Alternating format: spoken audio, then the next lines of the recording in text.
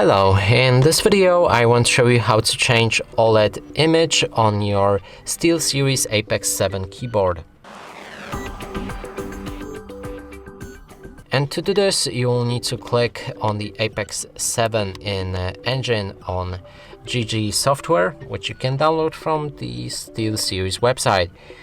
Right here, select OLED settings and click on the OLED. Now you'll be able to draw and make your own logo or whatever actually you want right here. You can invert the colors if you want, then it will change to white, the white background and dark